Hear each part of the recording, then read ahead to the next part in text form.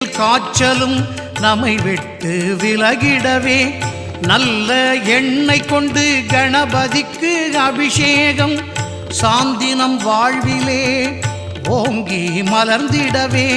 சுத்த தண்ணீரால் கணபதிக்கு அபிஷேகம் ஆயுள் விருத்தியாக பாலபிஷேகம் அற்புத குரலமய தேன் அபிஷேகம் ஆயுள் விருத்தியாக பாலபிஷேகம் அற்புத குரலமய தேன் அபிஷேகம்